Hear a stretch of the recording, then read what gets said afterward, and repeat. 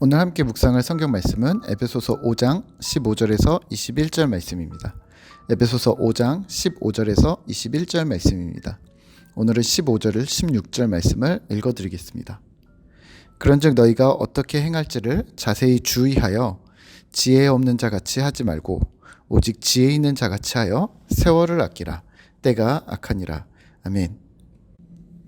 오늘 함께 생각할 주제는 세 가지 기억하기입니다.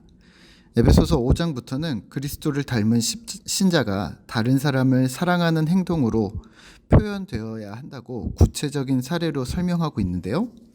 우선 15절에서 21절은 어떤 원칙을 말하는 것처럼 보입니다.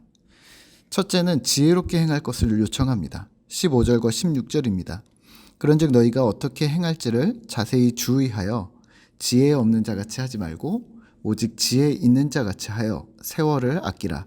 때가 악하니라. 아멘. 신자가 시대를 살아가면서 가장 중요한 부분은 이 부분이 아닐까요? 주어진 시간을 선용하는 것입니다. 부한자나 빈한자나 누구에게나 동일하게 주어진 시간에 대해 시간을 잘 사용할 것을 말합니다. 특히나 악한 시대, 자칫 우리의 정신을 혼미케 하는 이 시대에 우리는 주어진 시간들을 얼마나 지혜롭게 활용할 것인가가 관건입니다. 근래 몇 년 동안 주어지는 자기개발 서적과 경제와 관련된 책들의 주요 논지들은 이렇게 말합니다. 경제적 독립이 필요한 이유는 자기에게 주어진 시간을 내가 주도적으로 쓰기 위해서다. 경제적 독립이 안 된 사람은 타인을 위해 내 시간을 사용해야 하고 독립이 된 사람은 내 시간을 내가 쓴다. 공감이 많이 되는 말입니다. 또 자기개발 서적들은 이렇게 말합니다. 내 시간을 내가 주도적으로 쓰지 못하지만 두 가지, 하나는 멘탈이 흔들리지 않기 위해서, 또는 그러한 바쁨 중에도 자아 실현을 하기 위해서 자기 개발이 필요하다고 말합니다.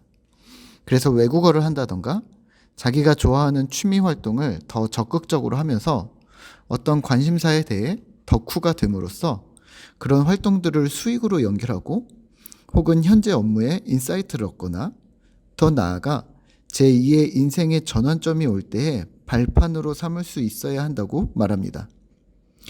이런 자기 개발에는 감정 관리, 인맥 관리, 자산 관리 등까지도 포함됩니다.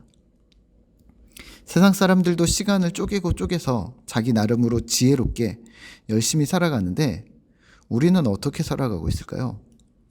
그러한 것들은 모두 의미가 없다고 싸잡아 무시해 버리실 것인가요? 아니면 우리도 그렇게 따라 살려고 우리의 삶의 패턴을 바꿔야 하는 걸까요? 지혜롭게 시간을 사용하셔야 합니다. 주어진 시간, 하나님께서 주신 시간들을 어떻게 사용해야 하나님이 기뻐하실 것인가?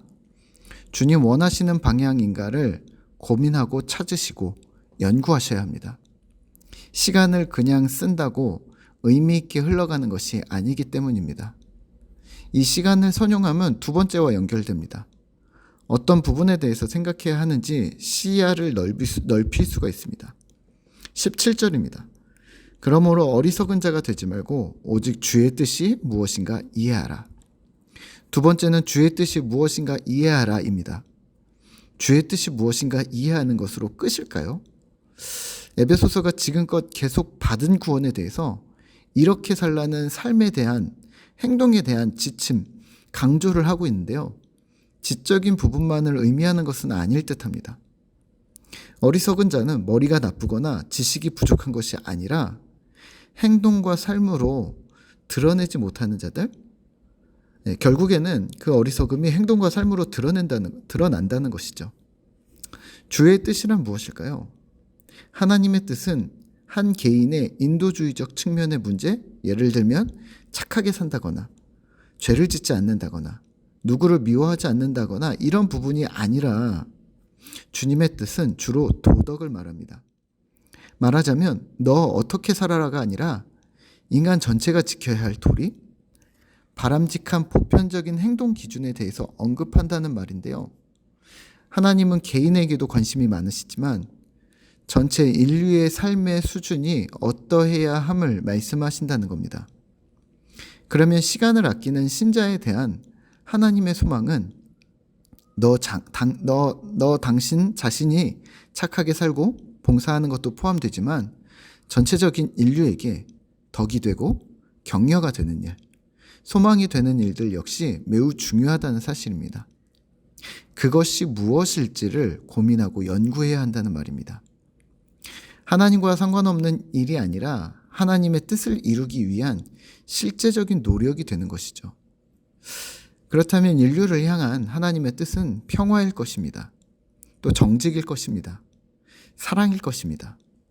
그러면 신자가 할 일은 빨대를 안 쓰거나 플라스틱을 줄이거나 일회용품을 줄이는 것 또는 휴지 사용을 줄이는 환경보호가 될 수도 있습니다. 지역 농산물 사용하거나 과대 포장 제품을 사지 않거나 쇼핑 횟수를 줄이기 등등 지역 경제를 살리고 상생하는 것에 대해 고민해야 할 수도 있습니다.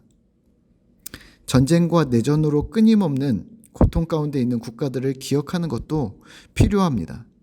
시리아, 예멘, 소말리아 등의 십수년 동안의 전쟁으로 고통받는 사람들, 또 군부 쿠데타로 수많은 사람들이 죽고 다쳤지만 여전히 그 상황을 답보하고 있는 미얀마의 사태들, 또 최근에 우크라이나 전쟁은 끝날 기미가 보이지 않는데요. 여전히 우리는 이러한 상황에 대해 하나님의 뜻을 물어야 합니다. 그리고 하나님께서 이 모든 상황들을 해결해 주실 것을 촉구해야 합니다. 또한 이러한 상황들이 우리 인류에게 일어나지 않도록 우리는 마음을 써야 합니다. 우리의 마음은 다시 한번 주의 뜻을 찾기를 해야 하는데요. 넓게, 또 좁게, 또 모두 찾는 노력을 기울여야 한다는 말입니다. 마지막으로 18절입니다. 술 취하지 말라. 이는 방탕한 것이니 오직 성령으로 충만함을 받으라. 아멘. 우리는 전통적으로 이 구절을 술을 먹지 말라는 구절로 인용해 왔습니다. 하지만 정말 어떤 음식 하나를 금지하는 것으로 하나님의 뜻이 이루어지게 할 수 있는 걸까요? 바울은 18절에서 신자가 무엇으로 충만해져야 하는지가 아니라 누구로 충만해져야 하는지를 말하고 있는 것은 아닐까요?